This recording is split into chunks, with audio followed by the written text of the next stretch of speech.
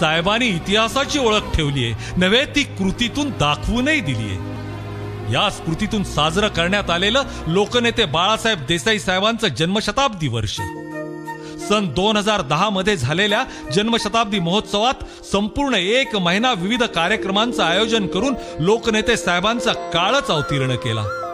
त्यामध्ये लोकनेते साहेबांचं 1000 दुर्मिळ छायाचित्रांचं प्रदर्शन, दिंडी सोहळा, पारायण सोहळा, भव्य कृषी प्रदर्शन, व्याख्यानमाला, वक्तृत्व आणि निबंध स्पर्धा अशा विविध कार्यक्रमांचं आयोजन केलं.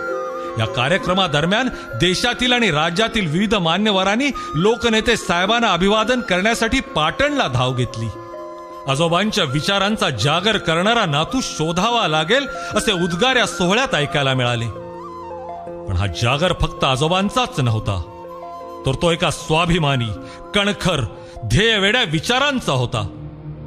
आपल्या मुलाला उद्योगपती होऊ नकोस, तर माझ्या डोंगर दऱ्यातील गोरगरीब जनतेचा सेवक हो असे सांगणाऱ्या पाटणच्या देवपित्याचा होता.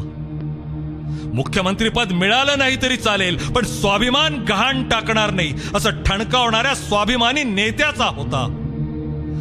गोरगरीब जनतेची चूल पेटली पाहिजे, यासाठी अहोरात्र झटणाऱ्या ज्या खात्याचं मंत्रीपद असेल त्या खात्यात पाटणच्या प्रत्येक गावातील तरुणांना नोकरी देणाऱ्या लोकसेवकाचा होता. फी मुळे कुणाचं शिक्षण अडायला नको म्हणून संपूर्ण महाराष्ट्रातील मुलांना फी माफीची ईबीसी सवलत देणाऱ्या कनवाळू हृदयाच्या व्यक्तिमत्वाचा होता. कुठला अधिकारी जनतेचे काम करत नसेल तर त्याला त्राही भगवान करून सोडणाऱ्या बाणेदार लोकनेत्यांचा होता. आजोबांचे हेच गुण नातवात आलेत. गेली 25 वर्ष हेच गुण तर माननीय शंभूराज देसाई साहेबांना प्रत्येक वार झेलण्याचं, सोसण्याचं आणि तितक्याच कणखरपणे परतवून लावण्याचं बळ देत आहेत. या गुणांबरोबरच एक शिकवण आहे ती जनहिताचं व्रत पूर्णत्वाला नेण्याची. त्यासाठी त्याग हा 3ऱ्या पिढीतही आलाय. आजोबा आणि वडिलांचा आदर्श घेत आपली स्वप्न पाठीवर टाकत शंभूराज साहेब समाजकारणात दाखल झालेत. त्याग कधी लयाला जात नाही, तो फळाला येतोच. म्हणून विश्वास आहे साहेबांच्या वाटेतील काटे कुठे संपल्याचा. त्यामुळेच यापुढे फक्त शंभूराज.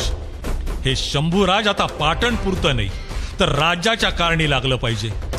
तेवढी धमक साहेबांच्या नेतृत्वात नक्कीच आहे आणि जनतेचं प्रचंड प्रेमही त्यांच्या पाठीशी खंबीरपणानं आहे. याच प्रेमाच्या पाठबळावर तर साहेबांची रौप्यमहोत्सवी वाटचाल झाली. हेच पाठबळ त्यांच्या पुढील वाटचालीसाठी बळ देणारं ठरणार आहे. कारण साहेबांच्या नेतृत्वाची वाट आता उभा महाराष्ट्र पाहतोय. त्या वाटचालीसाठीच आतापर्यंतच्या दैदिप्यमान अशा रौप्यमहोत्सवी वाटचाली निमित्त साहेबांना लाख लाख शुभेच्छा. कंठातुनी लक्ष हुंकार झंकारुनी होऊ द्या गर्जना. आकाश भेदू या जय घोष हा करुनी देऊ या वंदना. मराठी मातीला